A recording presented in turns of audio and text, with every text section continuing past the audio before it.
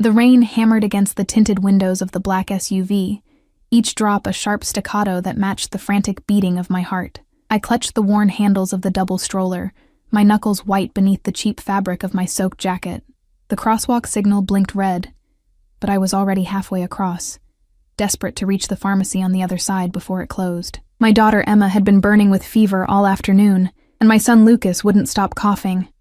Those wet, rattling sounds that made my chest tighten with fear every time I heard them. The city smelled like exhaust fumes and wet asphalt, mixed with the acrid scent of garbage from the overflowing bins on the corner. My sneakers squelched with each step, water seeping through the holes I'd been meaning to patch for months. 3 years. 3 years since I'd walked away from everything I knew, carrying nothing but the clothes on my back and the secret growing inside me. 3 years of working double shifts at the diner, of counting pennies, of telling myself that freedom was worth the hunger, worth the fear, worth the bone-deep exhaustion that had become my constant companion. I was invisible in this city, just another struggling single mother in a sea of people, too busy to notice the woman pushing a battered stroller through the rain. The SUV appeared like a predator emerging from shadows, sleek, black, and impossibly expensive. It rolled to a stop at the intersection, and even through the rain and the tinted windows, I felt it, that presence. That suffocating weight I'd spent 3 years trying to forget. My feet froze mid-step. The passenger window descended with a mechanical whisper, and the world tilted on its axis. Through the gap, I caught a glimpse of charcoal gray wool. A suit that probably cost more than 6 months of my rent. The scent that escaped the vehicle made my stomach clench. Bergamot and cedarwood. Expensive and unmistakable. A scent that used to cling to my skin, that used to make me feel safe before I learned that safety was just another word for cage. Keep moving, Elena. My voice was barely a whisper, lost in the drum of rain. But the SUV's door opened, time fragmented into sharp crystalline pieces. A black leather shoe touched the wet pavement. Italian, polished to a mirror shine despite the rain. Then another. A figure emerged, and even backlit by the city lights, I would have known that silhouette anywhere. Tall, broad-shouldered, moving with the predatory grace of someone who had never known fear, because he was the thing others feared. Dante Moretti. My hands trembled on the stroller handles. Emma stirred, her small face flushed with fever, and Lucas coughed again, the sound weak and pitiful. The rain plastered my hair to my face, and I knew I looked like exactly what I was. A woman who had been broken down by life, piece by piece, until there was nothing left but survival instinct and love for her children. He stood there in the rain, and he didn't move, didn't speak. Behind him, I could see movement in the SUV, at least 2 other figures, their shapes suggesting the bulk of body armor beneath expensive suits. His security. Of course. Dante Moretti never went anywhere without an army at his back. I should have kept walking, should have lowered my head and pushed past him, pretended I was just another stranger on a city street. But my body had betrayed me, rooted to the spot by 3 years of nightmares and the visceral memory of what it meant to be in his orbit. Then his gaze dropped to the stroller. The world stopped. I watched his expression change. Watched the cold mask of the man who ruled the city's underworld crack, just enough to let something else through. His eyes, dark as midnight and twice as dangerous, fixed on the 2 small faces visible beneath the stroller's rain cover, Emma with her dark curls and his sharp cheekbones, Lucas with his olive skin and the stubborn set of his jaw that was pure Moretti. The twins were 2 years and 4 months old enough to have his features stamped on their faces like an undeniable truth I'd tried so hard to deny. Behind Dante, another figure emerged from the SUV. A woman, tall, willowy, dressed in cream-colored designer clothes that probably cost more than I made in a year. Her blonde hair was perfectly styled despite the rain, and diamonds glittered at her throat, the kind of diamonds that declared ownership, that marked territory. She had her hand on the car door, her expression impatient, annoyed at the delay. His fiancée. The woman the newspapers called Victoria Castellano, daughter of the Castellano crime family. The alliance that would unite 2 of the most powerful mafia organizations on the East Coast. Dante? Her voice cut through the rain, sharp with confusion and irritation. What's the delay? But he didn't turn toward her. didn't acknowledge her at all. His attention was locked on the stroller with an intensity that made my skin prickle with warning. I could see his mind working behind those dark eyes, could almost hear the calculations, the realizations clicking into place like bullets sliding into a chamber. The rain grew heavier, and somewhere in the distance, a car horn blared. The crosswalk signal had changed twice since I'd frozen here, trapped between the woman I'd been and the life I'd built from ashes. Dante. Victoria's voice again, louder this time, edged with the kind of entitlement that came from never having been denied anything. We're going to be late for... He moved. 3 steps brought him close enough that I could see the muscle ticking in his jaw, close enough that his presence engulfed me like a physical force, close enough that I caught the full impact of his scent and felt my traitorous body respond with memory, with the ghost of a time when I'd believed his darkness could shelter rather than consume. Elena. My name on his lips was a weapon and a caress, rough with something I couldn't name and didn't want to recognize. Those children, I found my voice somewhere in the depths of my terror, are none of your concern. His hand moved, not toward me, but toward the stroller. One of his men materialized beside him instantly, a wall of muscle in a black suit, hand inside his jacket where I knew a gun waited, but Dante waved him back with a subtle gesture, his attention never leaving my face. How old? The question was soft, deadly soft, the tone he used right before someone disappeared from the streets forever. 2. The word escaped before I could stop it. Mathematics was a merciless thing. I watched him do the calculation, watched the moment he understood that 9 months before the twins' birth put their conception exactly at the time when I'd still been his, when I'd still been naive enough to believe I could love a monster without becoming a monster myself. Emma coughed, a small sound that shattered the moment. My hands tightened on the stroller handles, maternal instinct overriding 3 years of fear. I need to go. They're sick. Get in the car. It wasn't a request. No. The word hung between us like a grenade with the pin pulled. Behind him, Victoria had stepped fully out of the SUV now, her expression transforming from annoyance to sharp interest.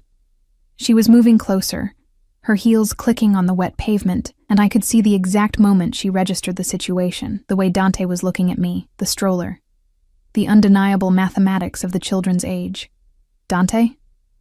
Her voice had changed, taking on a dangerous edge. Who is this woman? He didn't answer her, didn't even glance in her direction. His focus remained absolute, pinning me in place with the weight of his attention. Elena, get in the car. We're not having this conversation in the rain while my children are sick. My children. The possessive pronoun landed like a punch to my solar plexus. This was the moment I'd dreaded for 3 years, the nightmare that had woken me gasping in the dark. The moment when Dante Moretti discovered he was a father and decided what to do about it. They're not... I started. But Lucas chose that moment to break into a coughing fit that racked his tiny body, and Emma began to cry, her fever-bright eyes confused and frightened by the strange man looming over us. Dante's expression shifted again, and something that might have been concern flickered across his features before the mask slammed back into place. He turned his head slightly, not looking away from me, but somehow addressing the man standing behind him. Marco, clear the pharmacy. Get their best pediatrician. Now. Marco, built like a tank, with scars that suggested he'd survived situations that would kill normal men, pulled out his phone and began barking orders in rapid Italian. I don't need your help, I said, but my voice cracked on the words because that was a lie. I needed help desperately. The pharmacy visit was just the start. I needed the money for medicine I couldn't afford, for the doctor's visit I'd been putting off, for the heating in our apartment that had stopped working 2 days ago. Pride was a luxury I couldn't afford anymore, but accepting help from Dante Moretti was a price I wasn't sure I could survive paying. Elena. He said my name like a prayer and a threat. You can get in the car willingly, or I can put you and the children in it myself. But one way or another, you're not walking away from me again. His voice dropped lower, intimate despite Victoria's presence, despite his men surrounding us. Not now. Not ever. The rain continued to fall, washing away the last 3 years of carefully constructed distance, of hard-won freedom.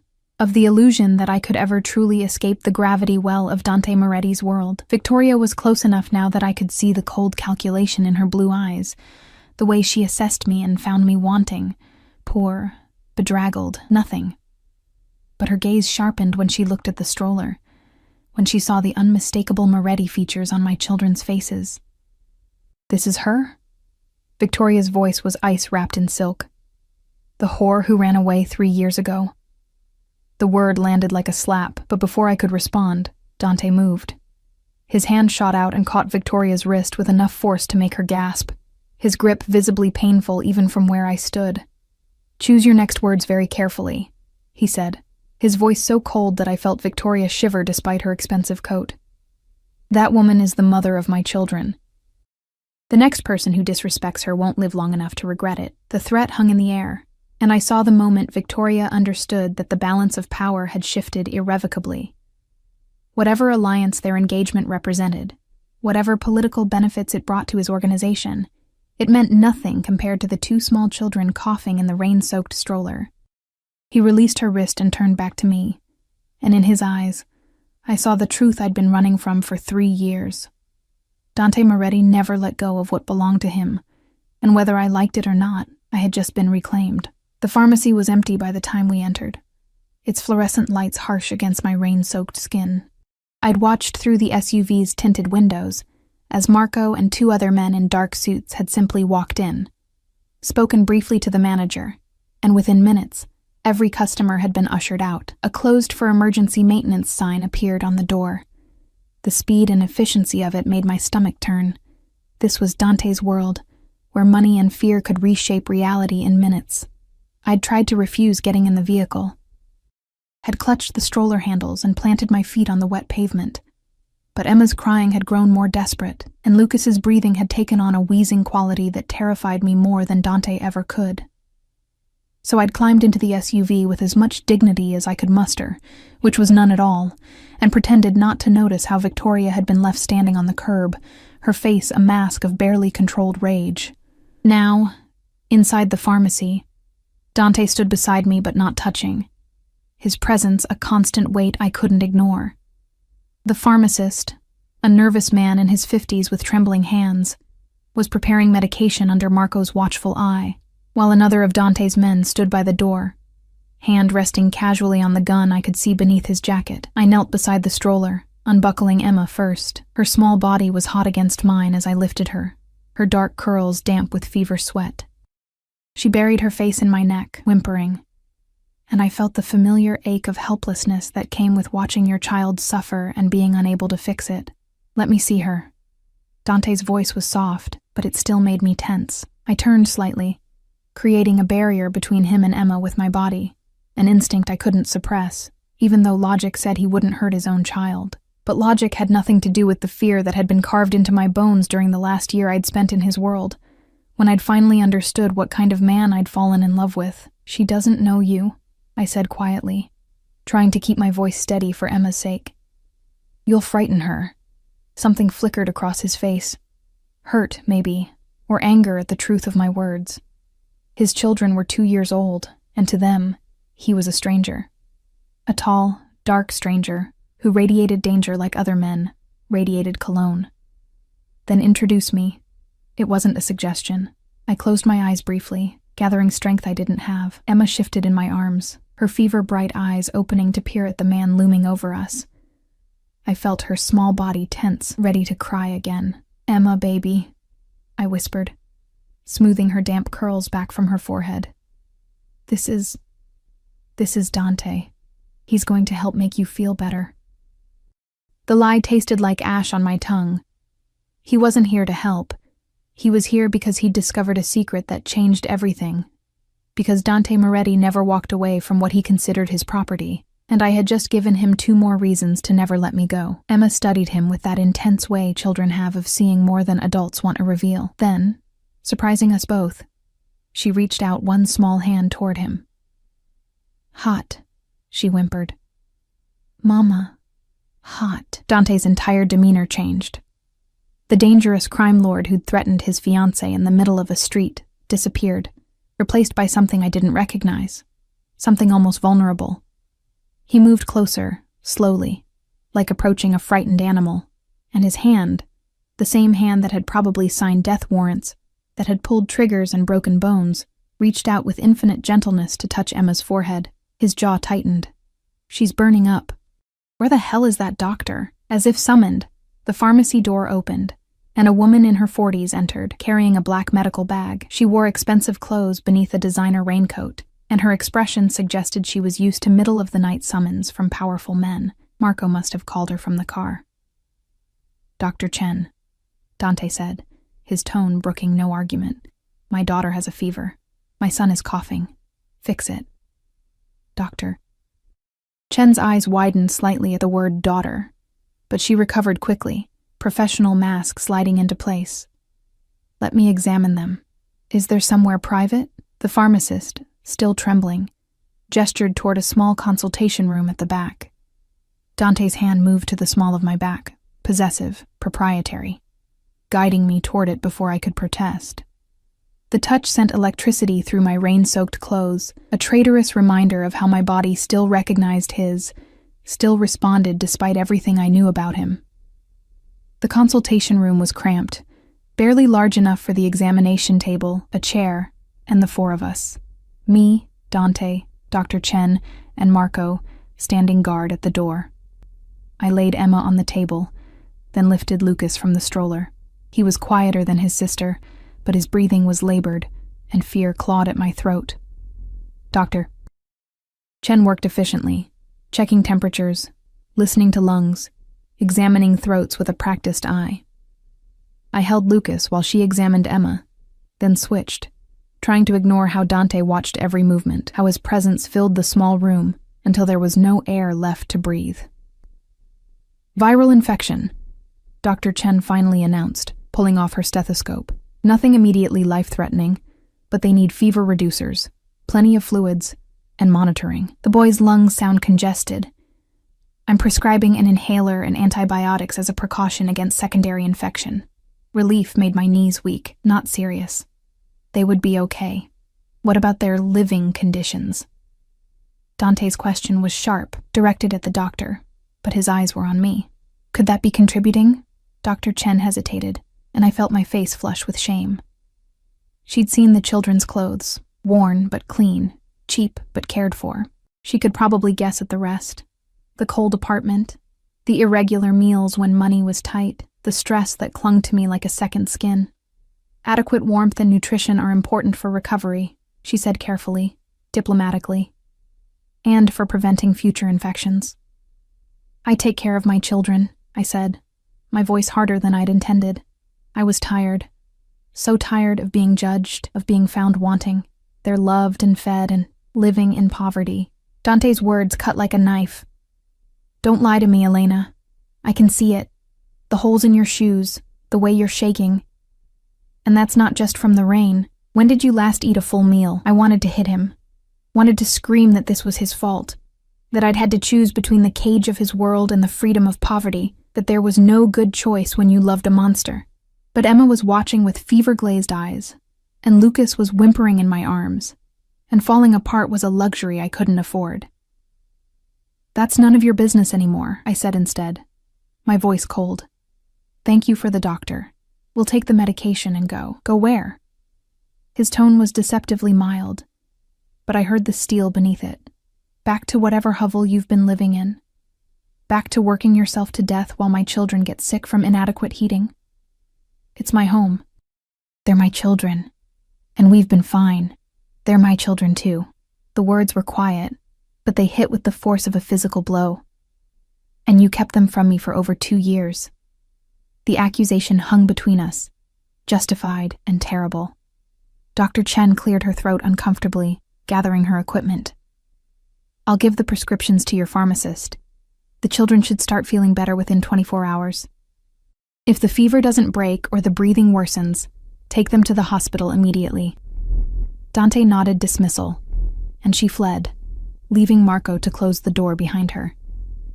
The room felt smaller than ever, suffocating with unsaid words and 3 years of secrets.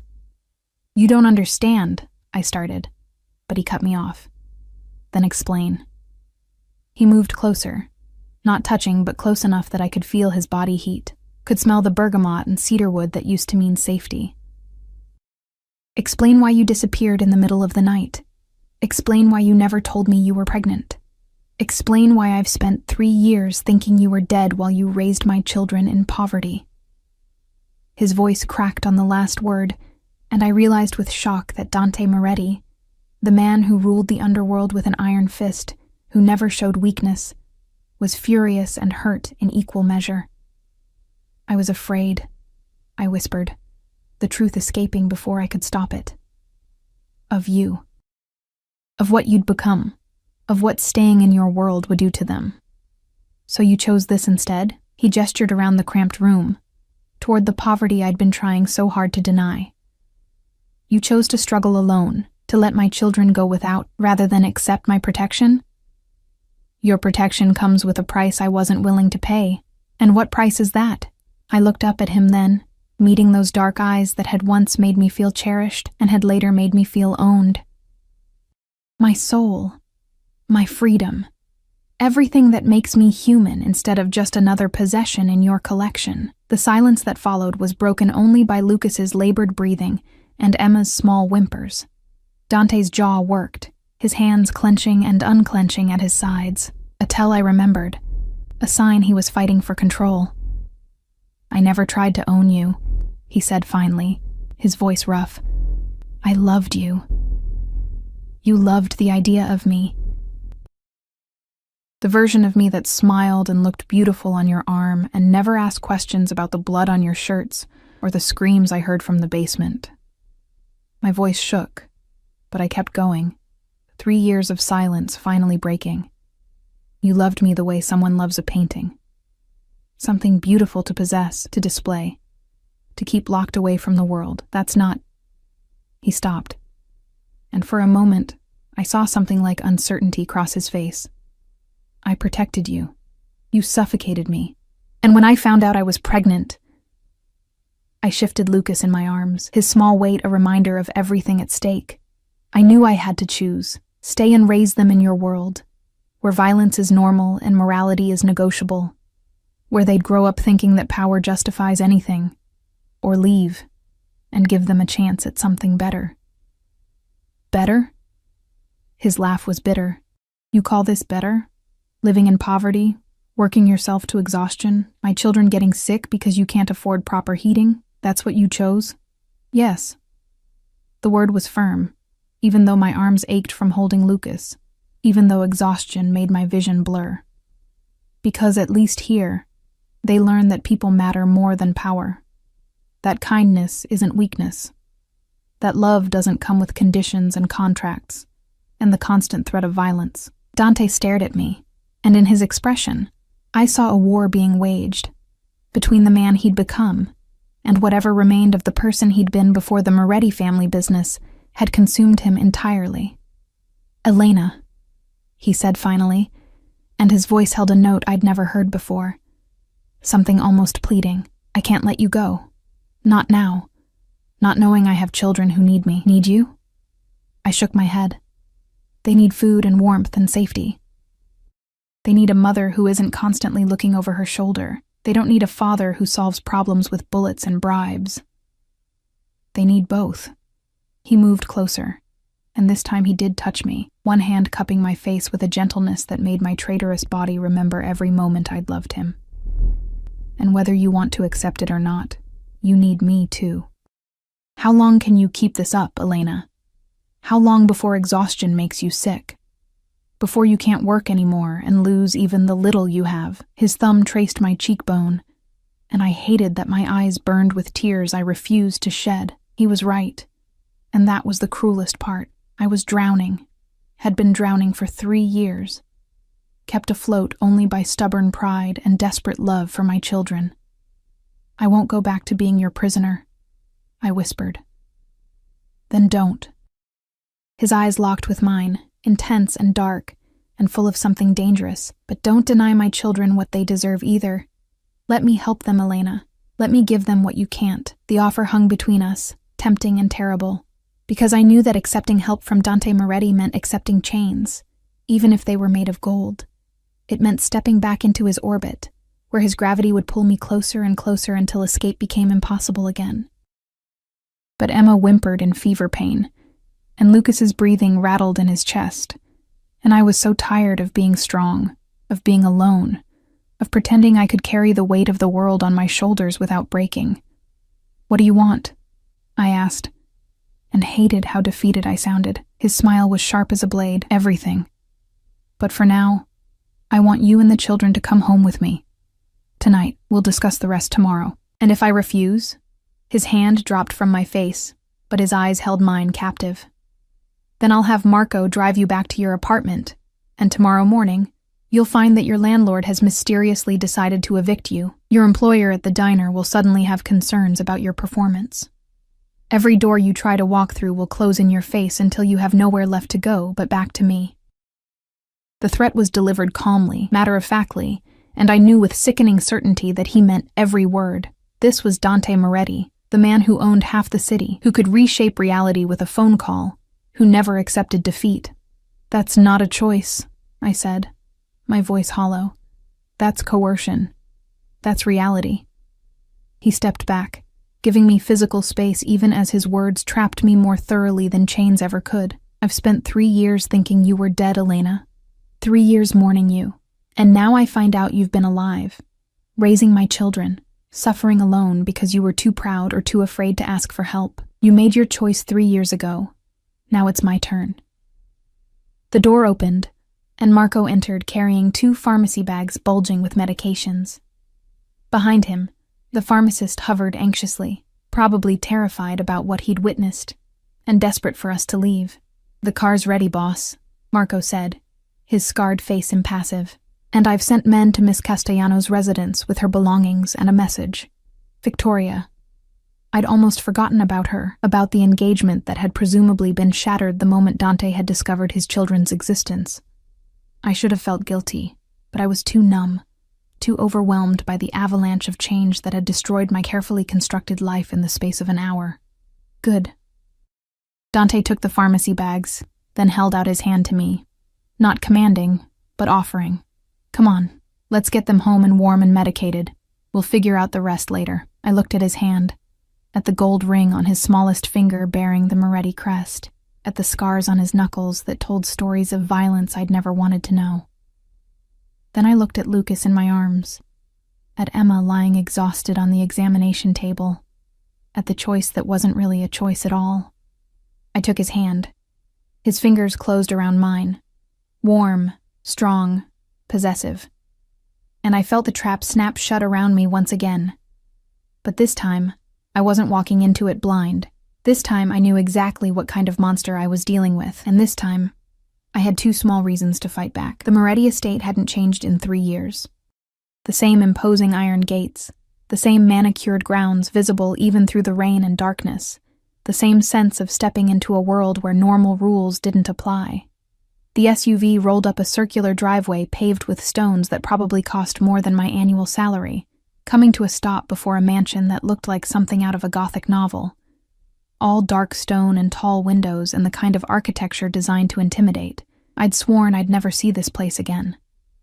Emma had fallen into a fitful sleep against my shoulder, her small body radiating heat through her worn clothing. Lucas was awake but quiet in Dante's arms, a development that had surprised us both when he'd reached for his father in the car, too sick and exhausted to maintain stranger danger. Watching Dante hold his son for the first time, seeing the careful way he supported Lucas's head, the almost frightened tenderness in his expression, had done something dangerous to my heart. I couldn't afford to remember the man I'd fallen in love with. That man had been an illusion, a mask the monster wore when it suited him. The front doors opened before we reached them, and a woman in her 60s appeared.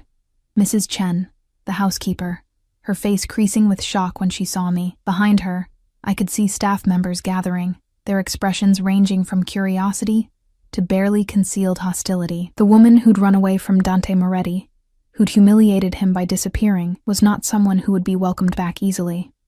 "Prepare the east wing," Dante said, not breaking stride as he carried Lucas inside. 3 bedrooms, connecting. One for Elena, one for the children, one for their nanny. I want humidifiers set up in the children's room, fresh linens, heating set to 75 degrees. Have Dr. Martinez on standby in case the fever worsens overnight. Mrs. Chen recovered quickly, her professionalism overriding her surprise. Of course, Mr. Moretti. Will you be needing dinner prepared? For Elena, yes, whatever she wants. And warm milk for the children, something gentle on their stomachs. He paused at the base of a sweeping staircase, finally looking at me. What do they like to eat? The question was so domestic, so normal, that it felt surreal coming from a man whose enemies tended to disappear into the river. Toast, I said quietly, with a little butter and applesauce. But they might not want to eat with the fever. We'll try anyway. He started up the stairs, and I had no choice but to follow.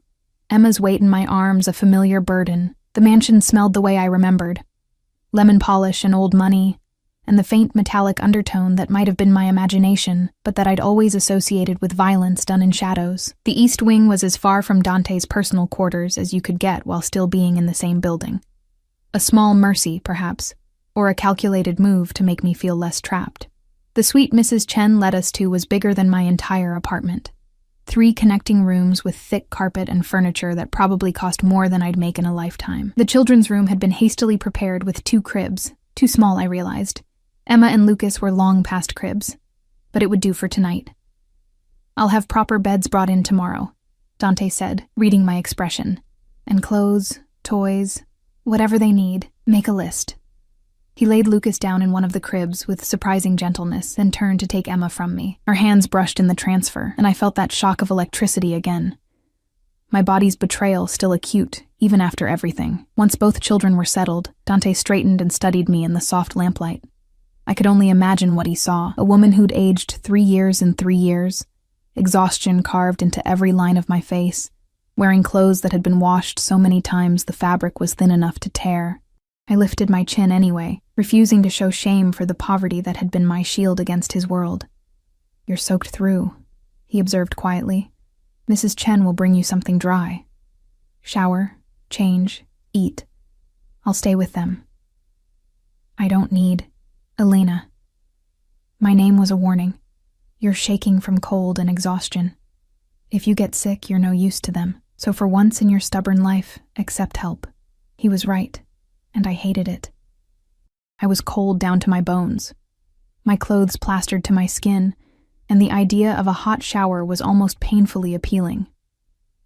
But leaving Emma and Lucas with him, even for 20 minutes, felt like relinquishing control I couldn't afford to lose.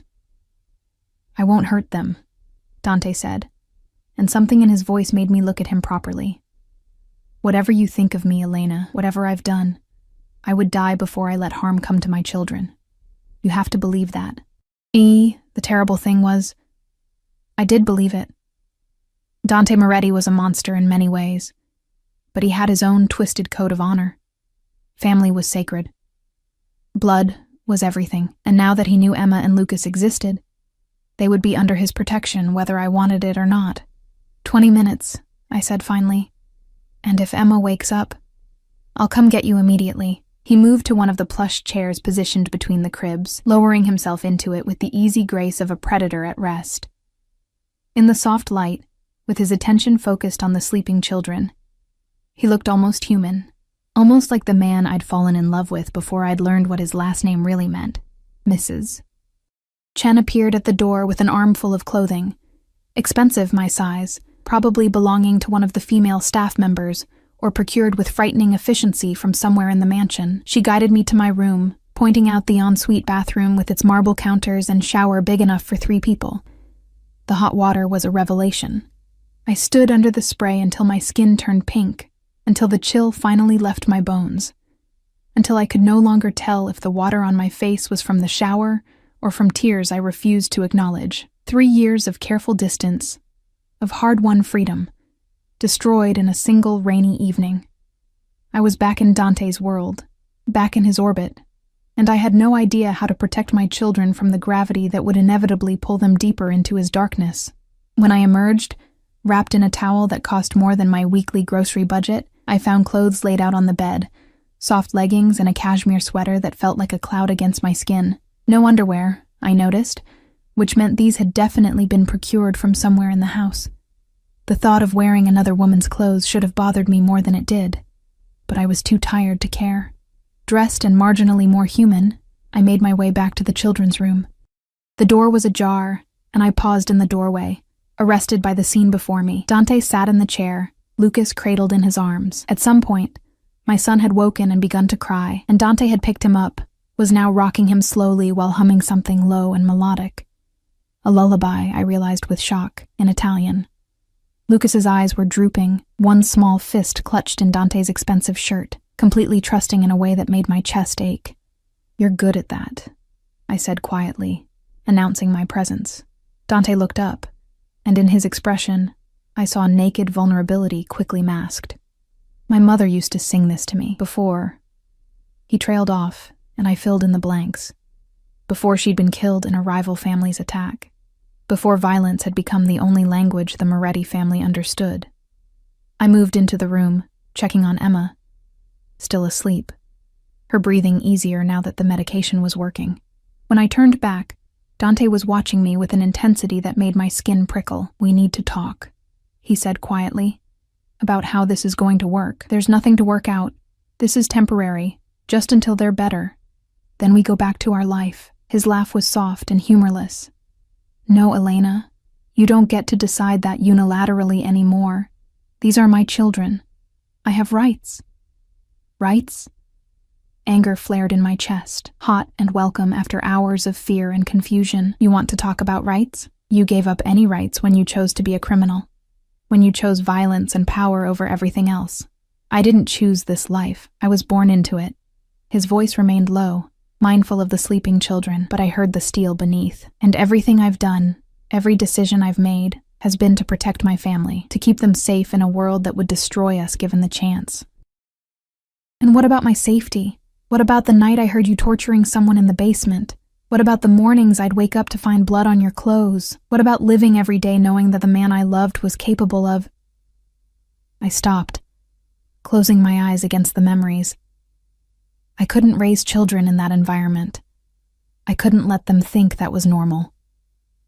So instead, you raised them in poverty, made them suffer because of your pride.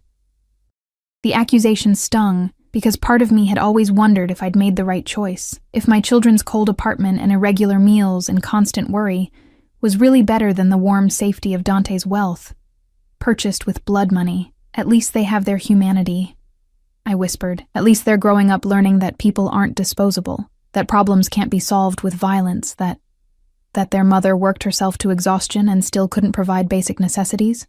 Dante stood carefully, settling Lucas back into the crib with practiced ease. Then he turned to face me fully, and in the lamplight, he looked every inch the dangerous man he was. "I'm not arguing that my world is perfect, Elena. I'm not even arguing that you were wrong to be afraid. But you can't deny that I can give them more. Better education, better health care, better opportunities. Everything. Everything except a moral compass. Then you'll provide that."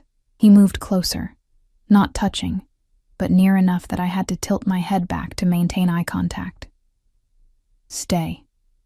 Not as my prisoner, not as my possession, but as their mother. Let me provide for them, protect them, give them the life they deserve. And you teach them morality, humanity, whatever values you think I lack. That's not how this works. You can't compartmentalize. They'll see who you are, what you do. They'll learn from your example. Then I'll be better." The words were quiet, fierce. "For them, I'll be the man you thought I was when you fell in love with me." "That man never existed," I said, but my voice lacked conviction. Because sometimes, in moments like this, I saw glimpses of something in Dante that might have been real, something that might have been love before it had been twisted by power and violence into possession. "Maybe not," he conceded. "But he could exist. If you give me a reason to try." The offer hung between us, tempting and terrifying in equal measure. Because I could see it. The life he was painting. Emma and Lucas growing up with every advantage, never hungry or cold or afraid. Me, freed from the constant exhaustion of survival, able to actually be present for my children instead of working myself to death to provide bare necessities. All I had to do was surrender, accept the golden cage, and pretend I didn't see the blood on the bars. "And what about Victoria?" I asked, latching on to practicality because emotion was too dangerous. "Your fiancé? The alliance with the Castellano family?" Something cold flickered across Dante's face. "That engagement is over. Has been since the moment I saw you again. The Castellanos won't be happy, but they're not stupid enough to start a war over it. Not when I'm willing to compensate them in other ways. Just like that? You throw away a political alliance. For my children?" Without hesitation, he reached out, catching a strand of my damp hair and tucking it behind my ear. The gesture was intimate, familiar, and I hated how my body responded to it. "You think I could marry another woman knowing my children existed? Knowing you were out there, struggling alone? You didn't know we existed until tonight." "No," he agreed. "But I knew I'd never stopped." He stopped himself, jaw tightening. "It doesn't matter. What matters is that you're here now. They're here now, and I'm not letting you go again. You can't keep me prisoner, Dante. Eventually, I'll find a way to leave."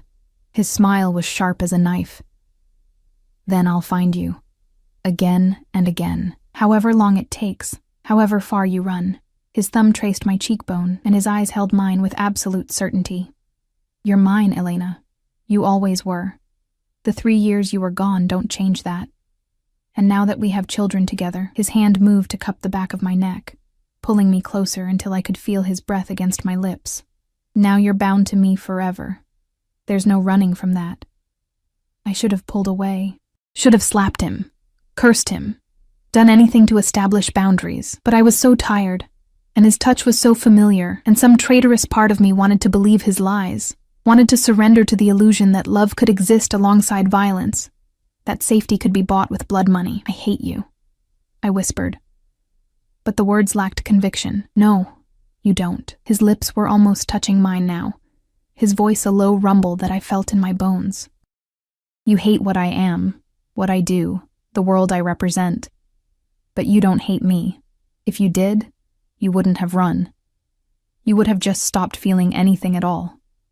He was right, and that was the cruelest truth of all. I'd loved Dante Moretti desperately, completely, and some part of me still did despite everything. That's why I'd run, because staying would have destroyed me, would have turned love into something toxic and consuming until there was nothing left of the woman I'd been. "This won't work," I said, but I didn't pull away. "We're too different. Want different things. You can't change who you are, and I won't compromise who I am. Then we'll find a middle ground." His forehead rested against mine, and for a moment, we were just two people standing in the lamplight, not a mob boss, and the woman who'd run from him. For them.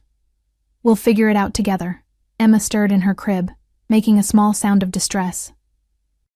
Instantly, we both turned toward her, the spell breaking. I moved to her side, feeling her forehead, still warm, but not burning like before. The medication was working. "You should sleep," Dante said quietly. "I'll stay with them tonight. If anything changes, I'll wake you." "I can't just... Elena." His hand on my shoulder stopped me. "You're exhausted. You'll be better able to care for them if you actually rest. Trust me for one night. Just one." I wanted to refuse. Wanted to plant myself in the chair and maintain my vigil, prove that I didn't need him, that I could handle everything alone. But my body was screaming for rest, and the bed in the next room was calling to me like a siren song. "One night," I agreed finally. "But tomorrow, we're setting boundaries, rules. This doesn't mean I'm staying permanently." His smile suggested he knew better, but he didn't argue. "Whatever you need to tell yourself to feel in control." I hated how well he knew me, how easily he could read the fears I tried so hard to hide, but I was too tired to fight anymore tonight. So I retreated to my room and collapsed onto the bed that was softer than clouds. My last thought before sleep claimed me was that I'd made a terrible mistake. That accepting Dante's help, even temporarily, was stepping back onto a path I'd fought so hard to escape. But with Emma's fever and Lucas's labored breathing still echoing in my mind, with the memory of 3 years of struggle and fear and exhaustion weighing on me, I couldn't bring myself to regret it. Not yet. I woke to sunlight streaming through floor-to-ceiling windows and the disorienting realization that I'd slept for 12 hours straight. My body ached in the way it does after exhaustion so profound that even rest can't fully erase it. But for the first time in 3 years, I'd slept without waking every hour to check on the children or listen for the building's various alarming sounds. Panic hit immediately. Emma. Lucas. I threw off the silk sheets. Silk. God, I'd forgotten what real luxury felt like, and stumbled toward the connecting door. It opened before I could reach it, revealing Mrs. Chen with a breakfast tray. "The children are fine, Miss Elena," she said quickly, reading my expression. "Mr. Moretti is with them. They woke an hour ago and their fevers have broken. Dr. Martinez examined them this morning and confirmed they're recovering well." Relief made my knees weak. "I need to see them." "Of course, but perhaps you'd like to eat first? Mr. Moretti insisted I bring you breakfast." The tray held more food than I typically ate in 2 days. Fresh fruit, pastries, eggs, bacon, coffee that smelled like heaven. My stomach growled traitorously, reminding me that I'd skipped dinner last night and had probably eaten nothing but crackers and coffee for the past week. "I'll eat with the children," I said, taking the tray from her and moving toward the door. The scene in the nursery stopped me in my tracks. The cribs were gone, replaced by 2 small beds with railings. Toys were scattered across a new playmat, expensive educational toys that probably cost more than my monthly rent. And in the middle of it all sat Dante on the floor, dressed in casual clothes I'd never seen him wear, with Emma in his lap and Lucas building a tower of blocks beside him. "Mama!"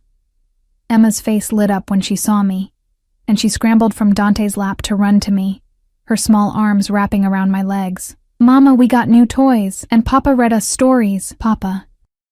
The word hit me like a physical blow. In less than 24 hours, Dante had gone from stranger to father in my daughter's eyes. "Did he?" I managed, setting down the tray and kneeling to gather her into my arms. She felt cooler, more like herself, though her eyes were still slightly glazed with residual illness. "How are you feeling, baby?" "Better." She squirmed to be released, already wanting to return to the new toys. "Lucas is building. Come see." I looked up at Dante, who was watching me with an expression I couldn't quite read. He looked different in the morning light, dressed in dark jeans and a simple black sweater. More human, less like the untouchable crime lord I'd fled from. His hair was slightly mussed, as if small hands had been running through it, and there was a softness around his eyes that made my chest tight. "They woke up asking for you," he said quietly. "But when I explained you were resting, they agreed to let you sleep. Emma's been teaching me about her favorite colors, and Lucas has decided I need to learn proper block stacking technique." As if to demonstrate, Lucas carefully placed another block on his tower, then looked up at his father for approval. Dante's smile was genuine, proud, and I saw my son's face light up in response. This was dangerous. More dangerous than threats or coercion. This domesticity, this glimpse of what our life could be, it was seductive in a way I hadn't prepared for. "We need to talk," I said, straightening, "about how this is actually going to work." After breakfast, Dante stood with the fluid grace of a predator, moving to the tray I'd set down. "The children need to eat, and so do you. Business can wait an hour."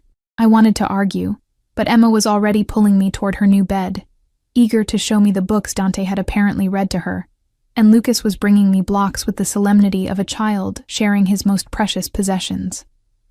So I let myself be distracted, let myself sink into the simple joy of seeing my children happy and healthy, even as part of me whispered warnings about the price we'd pay for this comfort.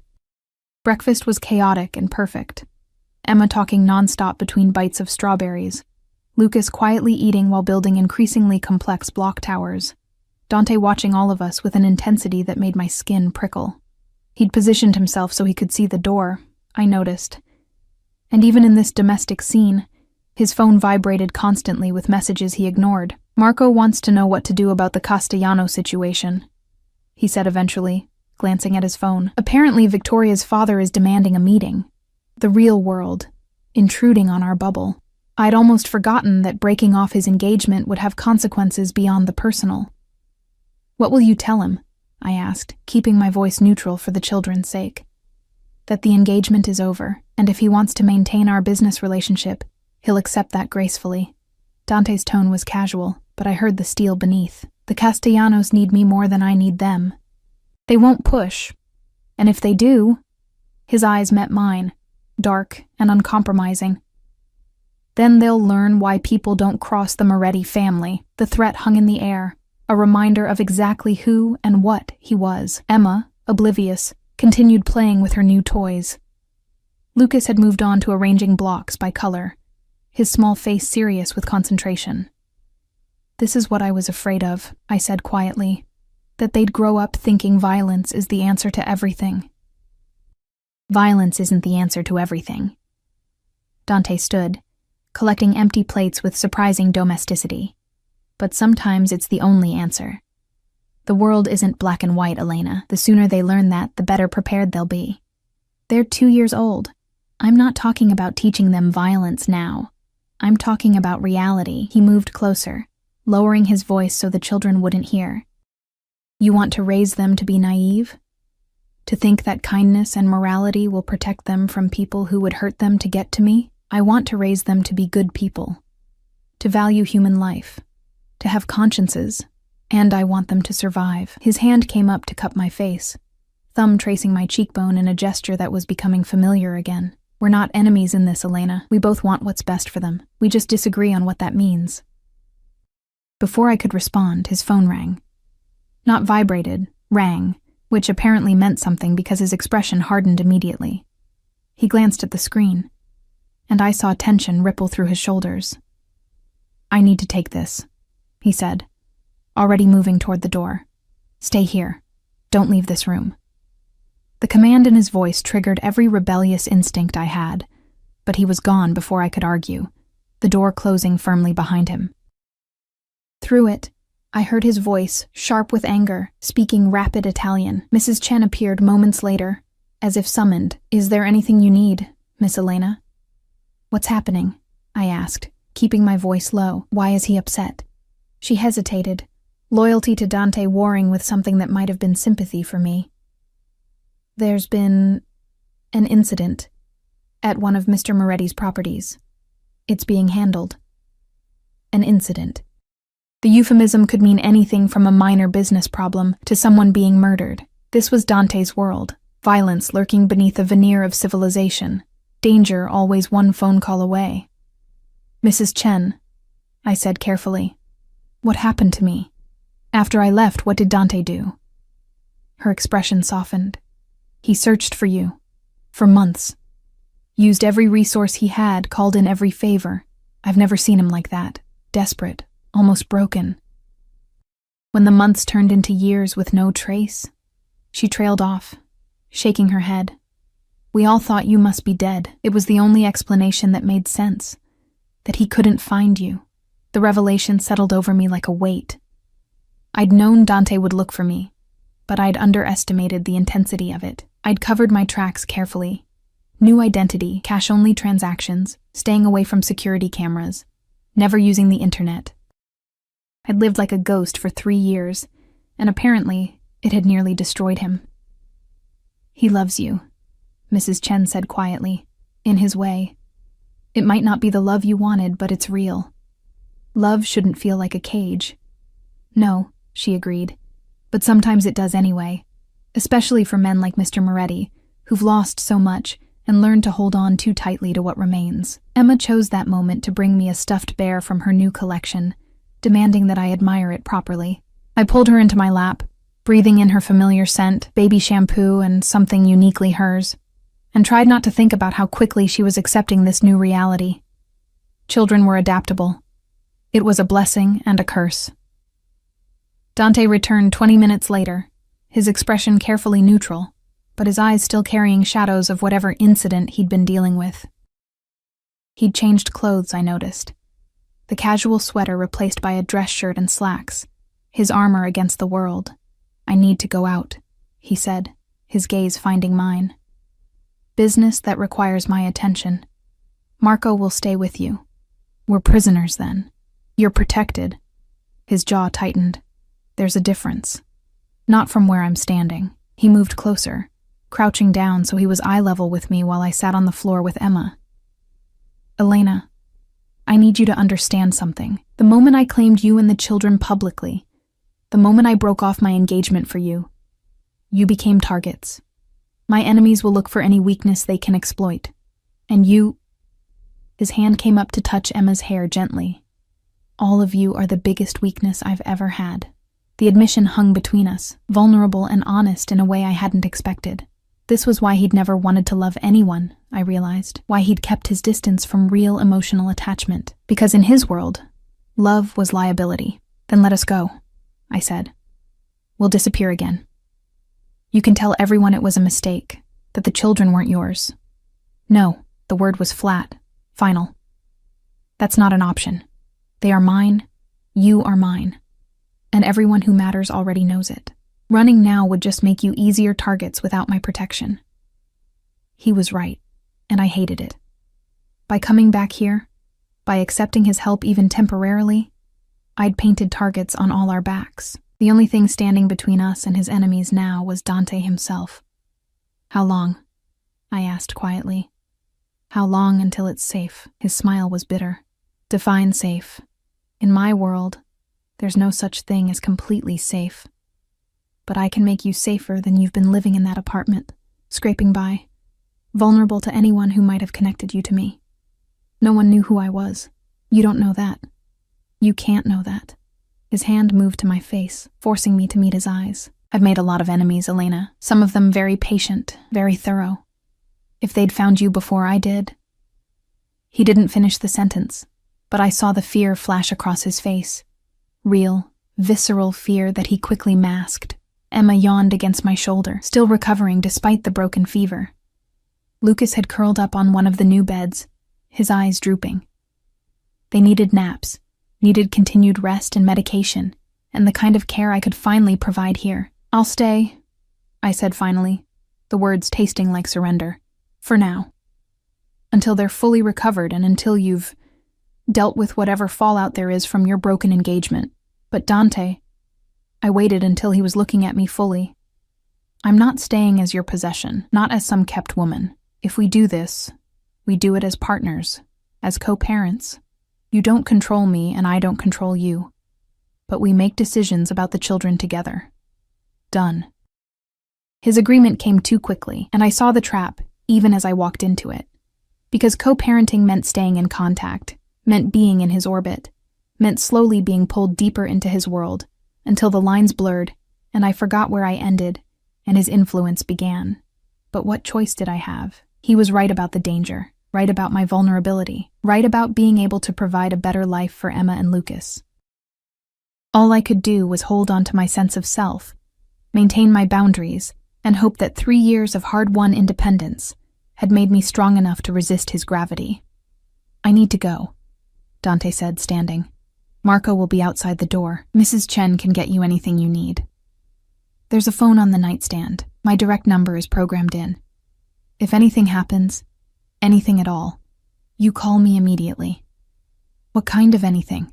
"Anything that makes you uncomfortable, anyone you don't recognize, any feeling that something's wrong." His expression was serious, intense. "Trust your instincts, Elena. If something feels off, it probably is." The warning made my skin prickle. "You're scaring me." "Good. Fear keeps you alert. Alert keeps you alive." He moved to the door, then paused, looking back at where I sat on the floor with Emma drowsy in my arms and Lucas sleeping on the bed. "I'll be back for dinner. We'll talk more then about how this is going to work."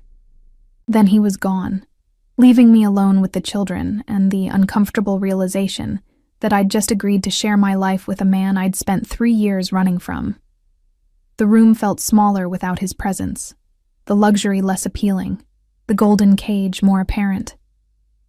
Emma's breathing had evened out into sleep, and I carefully carried her to her bed, tucking her in beside her brother. They looked peaceful, healthy, safe. That was what mattered. I could endure anything for them, even this. I moved to the window, looking out over the manicured grounds. In the distance, I could see security personnel. 4 that I could count, probably more I couldn't. This was my life now, at least temporarily. Luxury purchased with blood money, protection that came with possession, comfort that felt like captivity. My phone, the cheap prepaid one I'd been using, was in my jacket pocket. I pulled it out, stared at it for a long moment, then powered it down and tucked it away. That life was over. The struggling single mother, invisible in the city, free but drowning, she was gone. I didn't know yet who I would become in her place. But I knew one thing: I would not lose myself again. Not to Dante's darkness, not to his world, not to the seductive comfort of surrendering to his protection. I had found my strength in poverty and struggle. Now I would have to find it again in luxury and danger, for Emma, for Lucas, for the woman I'd fought so hard to become. 3 weeks passed in a strange blur of domesticity and danger, of learning to navigate Dante's world while maintaining the boundaries I'd sworn to protect. Emma and Lucas recovered fully, their laughter filling rooms that had been silent for too long. They thrived under the attention, not just from Dante, but from Mrs. Chen, who doted on them, and even from Marco, whose scarred face would soften whenever Lucas brought him blocks to admire. But it was Dante's transformation that unsettled me most. He came home every evening, no matter what crisis demanded his attention. He read bedtime stories in that deep voice that made even Goodnight Moon sound like something dangerous and sacred. He learned their routines, their preferences, the difference between Emma's "I'm tired" cry and her "I want attention" cry. He was patient in ways I'd never imagined possible, present in ways that contradicted everything I thought I knew about him. And every night, after the children were asleep, we would sit in the library, neutral territory, and talk. About the children at first, then gradually, about everything else. The years we'd been apart, the life I'd built, the man he'd tried to become when he thought I was dead. I almost walked away, he told me one night, brandy glass warming in his hands while I nursed tea that had gone cold an hour ago. From all of it. The business, the family, everything. If you were dead, what was the point? But you didn't. No, because walking away would have dishonored your memory. His smile was bitter, ironic, considering you left because you hated what I was. I didn't hate you, I said quietly, the admission escaping before I could stop it. I hated what loving you was doing to me. How I was disappearing, becoming just another beautiful thing you owned. I never wanted that, I know. And I did know now. But wanting and doing are different things. You loved me the only way you knew how. By protecting me, providing for me, keeping me close. You just didn't realize you were suffocating me in the process. He was quiet for a long moment, staring into his drink. And now? Am I suffocating you now? I considered the question honestly. The past 3 weeks had been nothing like I'd expected. Yes, there was security everywhere. Yes, my movements were monitored. But Dante had kept his word. He didn't control me, didn't dictate my choices, didn't treat me like property. When I'd insisted on taking the children to the park, he'd assigned discreet security but let us go. When I'd wanted to enroll Emma in a music class, he'd made it happen without taking over the decision. No, I admitted. You're trying. I can see that. I'm terrified, he said suddenly, his eyes meeting mine with raw honesty. Every moment they're out of my sight, I'm terrified. Every car that passes too close, every stranger who looks twice, every phone call from Marco. I think this is it. This is when I lose them. Lose you. The vulnerability in his voice cracked something in my chest. Dante, I know it's irrational. I know I have the best security money can buy. But fear doesn't respond to logic. He set down his glass and leaned forward, elbows on his knees. You asked me once why I became what I am. Why I chose this life. You said you were born into it. I was. But I could have walked away like some do, taken the money and disappeared, lived a normal life. His jaw tightened. I stayed because the night my mother was killed, I was 8 years old and hiding in a closet. I heard everything. Her screams, the gunshots, my father begging. And I did nothing.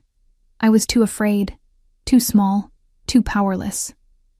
I'd known his mother had been murdered, but he'd never spoken of it before, never shared the details that still haunted his eyes.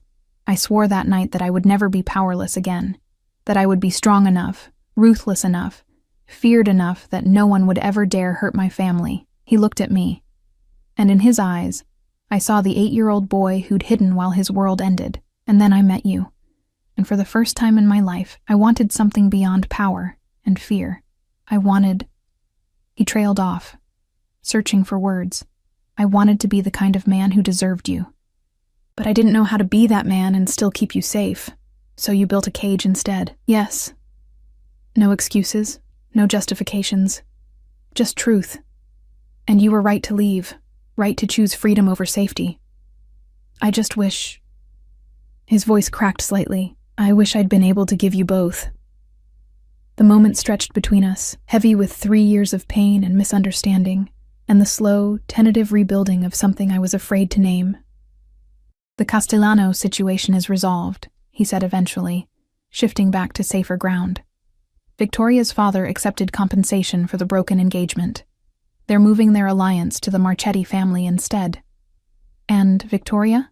Married someone from the Marchetti family 2 weeks ago, a practical woman. She never loved me. It was always about power and position. He paused. She did send a message, though, through intermediaries. What kind of message? His smile was sharp. A warning that you'd better make me happy, or she'll find a way to make you regret stealing her position. Ice shot through my veins. Is she a threat? No. Dante's certainty was absolute. She's smart enough to know that threatening you is a death sentence. It was just posturing, maintaining pride. I've made it clear through appropriate channels that you and the children are untouchable. Anyone who harms you will face consequences that make death look merciful. The casual way he spoke of such violence should have repulsed me. A month ago it would have. But now, with Emma and Lucas sleeping upstairs, with the knowledge of how many people would hurt them to hurt Dante, I felt a terrible gratitude for his ruthlessness. I'm changing, I said quietly. Being here, being with you again, it's changing me. I'm starting to accept things I never thought I would. Is that bad? I don't know. I met his eyes. I don't want to become someone who justifies violence, who thinks the ends always justify the means. But I also can't pretend anymore that the world is simple, that morality is always clear-cut. Welcome to the gray, Dante said softly. It's not comfortable, but it's honest. The library door opened, and Marco entered, his expression tense. Boss, we have a situation. The shipping container at Pier 7, Customs is asking questions. Dante's demeanor changed instantly, the vulnerable man disappearing behind the mask of the crime lord. What kind of questions? The kind that suggests someone tipped them off. Tension crackled through the air. This was his world. The constant vigilance, the paranoia, the ever-present threat of betrayal and exposure. I need to handle this, Dante said, standing. It might be late when I get back. Be careful. The words escaped before I could stop them, revealing more than I wanted to admit. He paused, looking at me with an expression I couldn't read.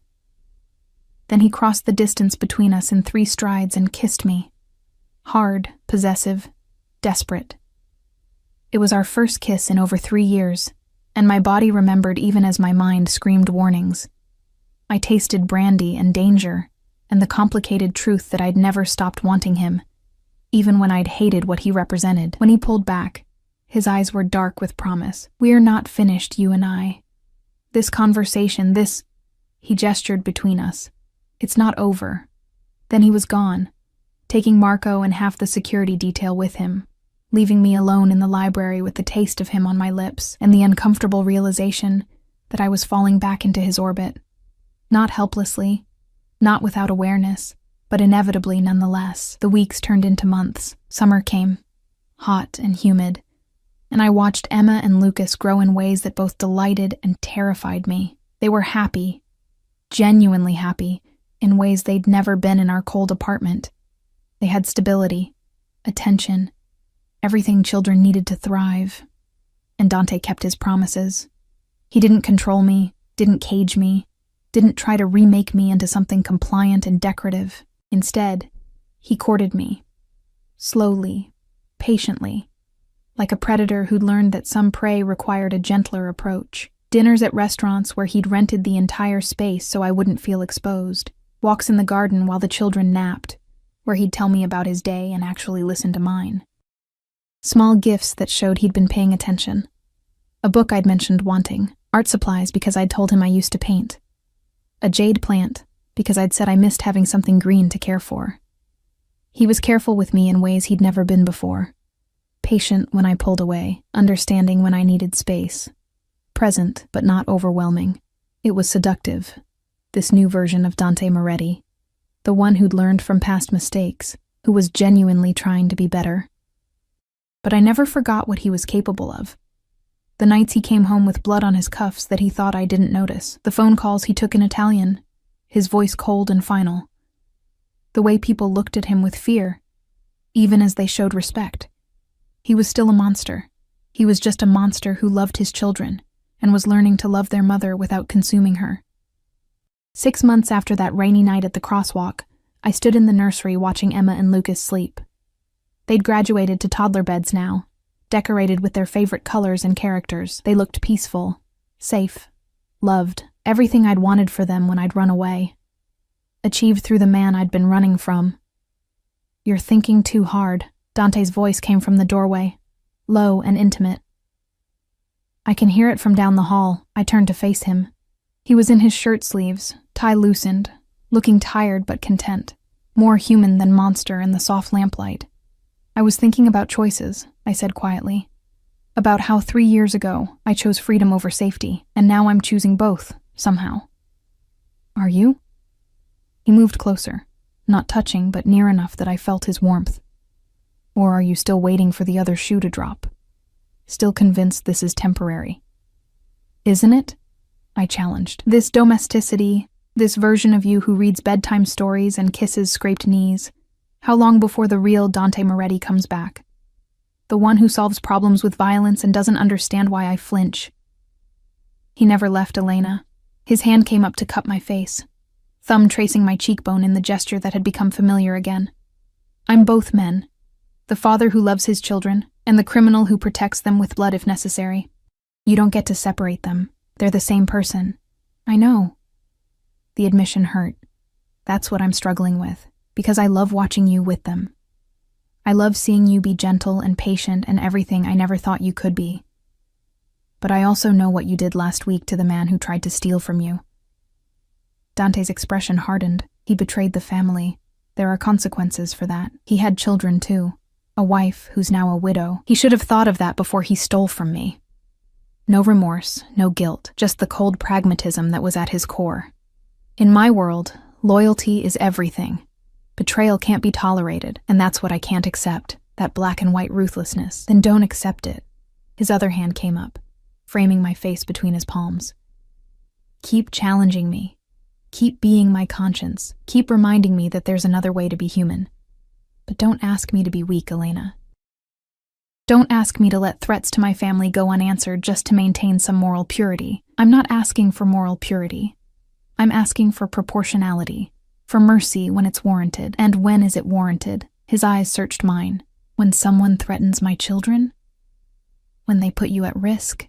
Where's the line, Elena? I didn't have an answer. That was the problem with gray areas. Nothing was simple anymore. "I don't know," I admitted. "But I think we figure it out together. I push you toward mercy. You pull me toward realism. And somewhere in the middle, we find something that works, a compromise." His smile was soft. "I can work with that." He kissed me then, slow and deep, different from that desperate kiss months ago. This was a promise, a beginning, an acknowledgement that we were building something new from the ashes of what we'd been. When he pulled back, his forehead rested against mine. "Marry me." I laughed, though it sounded more like a sob. "You're insane." "Probably, but I'm serious." He stepped back enough to meet my eyes. "Not because I want to own you or cage you, not even because of the children, though God knows I want them to have both parents fully committed, but because I love you, Elena. I loved you 3 years ago, and I love you now. And I'll love you 3 years from now when you're still arguing with me about proportional response and moral complexity. Love isn't enough. I No, he agreed. But it's a start. And we've already proven we can coexist. We've built something here over the past 6 months. Something real. He was right. Against all odds, against every instinct that had told me to run, we'd built a family. Messy, complicated, morally ambiguous, but real nonetheless. I need time, I said. To think about it, to be sure. Take all the time you need. His hand slid down to intertwine with mine. I'm not going anywhere. Neither are you. We have the rest of our lives to figure this out. The presumption should have annoyed me. Instead, I felt something like relief because he was right. I wasn't going anywhere, not because I was trapped, but because I'd chosen to stay, chosen this complicated, dangerous, beautiful life we were building together. Okay, I said softly. Ask me again in 6 months. If we've survived that without killing each other, I'll say yes.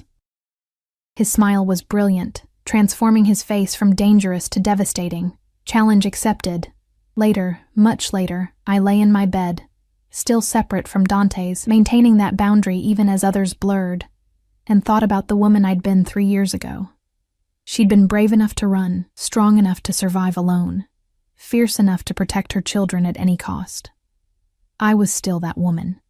But I was also someone new, someone who'd learned that strength could coexist with compromise, that love could survive in gray areas, that sometimes the right choice was the one that made your heart and your conscience reach an uneasy truce.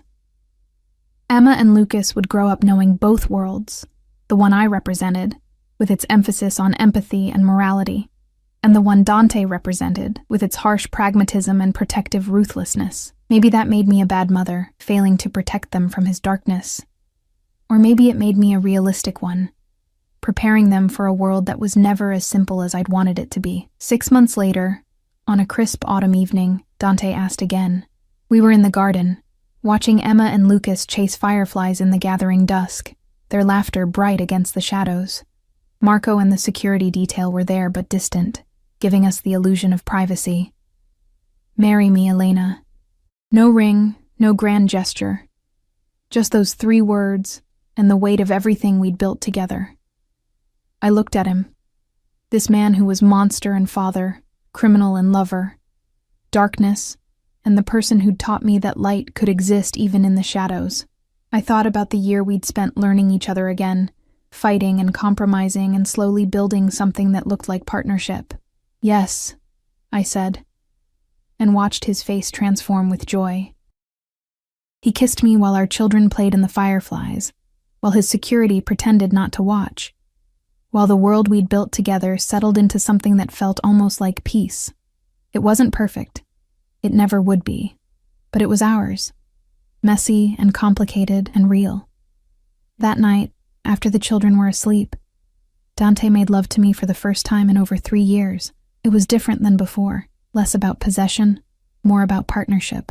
He touched me like I was precious but not fragile, desired but not owned, and when I fell asleep in his arms, finally sharing his bed, I felt something I'd thought lost forever. Home. The wedding was small, private, just family, and a few trusted associates. Emma was flower girl, Lucas was ring bearer, and neither of them understood why Mama was crying, even though she was smiling. Mrs. Chen wept openly, and even Marco's scarred face softened into something that might have been a smile. Dante vowed to love me, protect me, and never cage me again. I vowed to love him, challenge him, and never run away again. They were promises we'd probably break and remake 1,000 times over the years, but they were also a foundation, something solid to build on, even when everything else was shifting. 5 years later, I stood in the same garden, watching Emma and Lucas, 7 years old now, play with their baby sister Sophia. Dante was beside me, his hand warm in mine, his presence a constant I'd learned to trust again. Any regrets? He asked quietly, the question he posed every year on our anniversary. I thought about the woman I'd been, struggling alone in that cold apartment. I thought about the compromises I'd made, the moral flexibility I'd developed, the ways I'd changed to fit into his world while maintaining my core self. Only one, I said honestly, that I didn't trust you enough to try this 3 years earlier. that I wasted time running when we could have been building this together. You needed to run, he said, surprising me with his understanding. You needed to prove to yourself that you could survive without me, that you had strength independent of my protection. Otherwise, you never would have believed you were staying by choice. He was right.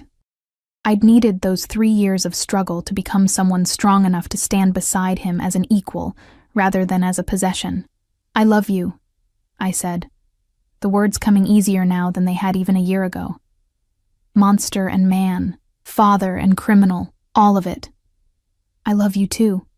He pulled me closer, pressing a kiss to my temple. Conscience and challenge, mother and partner, all of it. Sophia shrieked with laughter as Lucas swung her around, and Emma called for us to watch her cartwheel.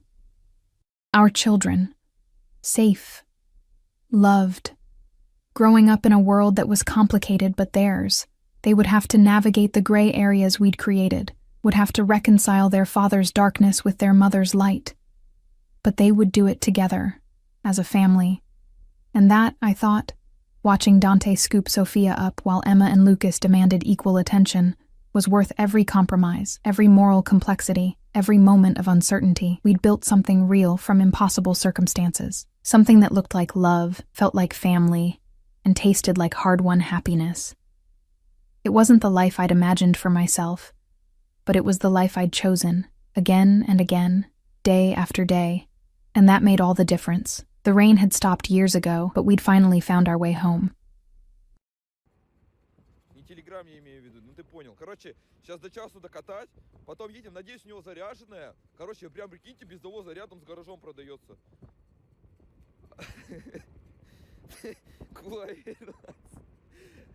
Короче, рядом с гаражом продается батарея новая. Практически. Он 3 раза в ней поездил и велик спиздили, короче. Вот чипа осталась батарея. Она, если что, новая стоит 300 с чем-то. Он сказал, за 34, что ли, ее покупал. Она на 30 ампер, она в 1,5 раза больше. У нее будет 2 батареи, еще одна в 1,5 раза больше. Это можно будет весь день ездить. Короче, думаю, iPhone продаю, 13 Pro Max, и все равно практически не пользуюсь. И возьму, короче, эту батарею. Такое вложение, думаю, переделать. Но зато целый день смогу ездить, вообще что угодно делать, йоу. Телегу заплачен. Но у меня работает телега, что там, прокси плюс VPN, я вот эти все темы делаю. Конечно, осуждаю, в любом случае я осуждаю максимально. Не обходите блокировки, сидите заблокированные, ребят. Макс, скачайте Макс! Вот. А я в телеге сижу пока. У меня пока все нормально. Я вижу, просмотры упали, типа, даже вижу у других людей на постах, у себя вижу на постах просады по просмотрам, конечно, есть. Типа, как будто бы, ну, процентов так 10, наверное, отпало. 10% как будто бы людей отпало сейчас. Вот так вот. Канал в Максе, да пока, думаю, не надо, думаю, пока канал в Максе. Я не хочу. Вы как? Да вы что, реально? Стойте, реально. А вы хотите канал? Вот просто скажите сейчас, да или нет. Хотите ли вы канал в ВКонтакте или в Максе? Просто скажите. 10-20. Ну да. Ну реально, я тоже вот по другим каналам тоже заметил. Да, надо. Тогда скажите, ВКонтакте или Макс? ВКонтакте или Макс? Что из этого сделать? ВК или Макс? Выберите. ВК, Макс. Ну не одноклассники уж, блядь. Макс? Че, реально в Максе канал хотите? Вы что, угораете? Реально, прикинь, Макс пишут, типы. Охуеть. А мне сегодня скинули, там уже Макс, короче, топ-1 набирает 3 миллиона пользователей, там скачиваний пошло вообще ебашит. Но я что-то пока не это, я пока даже не притронулся, даже не видел. Я пока даже не притронулся к Максу, не трогал, что это такое.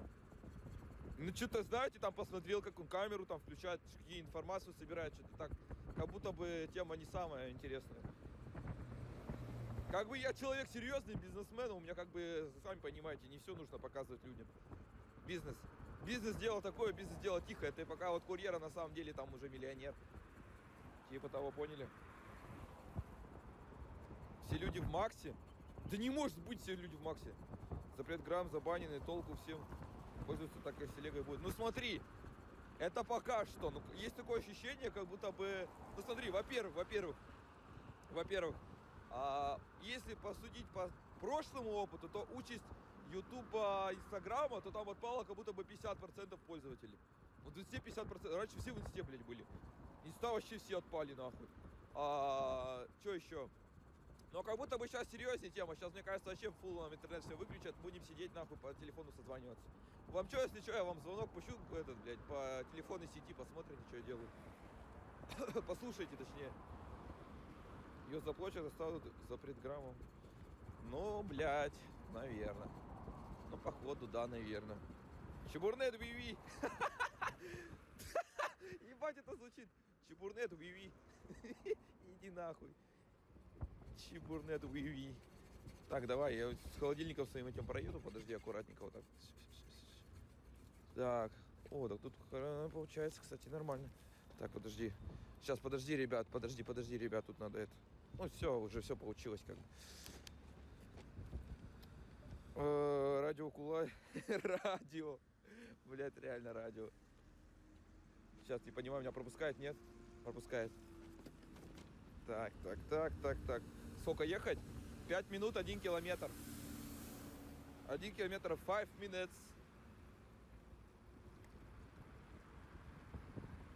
Так. Что там с ВБ? Везу. Сразу взял, прикинь, сразу заказ был. Прям у моего дома, соседний дом сразу заказ сразу взял. Вообще имба. Не, походу ВБ самая имба. Сегодня только... Не, сегодня попробуй только ВБ. Попробуй только ВБ, посмотрим, если все нормально будет. Попробуй. Если будет тема, вообще, я только так и буду работать. Ну, прикинь, 300 рублей за 300 за 3 километра. Когда я в этом везу парты какие-то, хуй пойми. Смотри, какие габариты у этой парты. Я сначала думал телевизор, думаю, да ну нахуй, какой телевизор? Тут парты. Детские, научное производственное объединение, движение, жизнь. Вот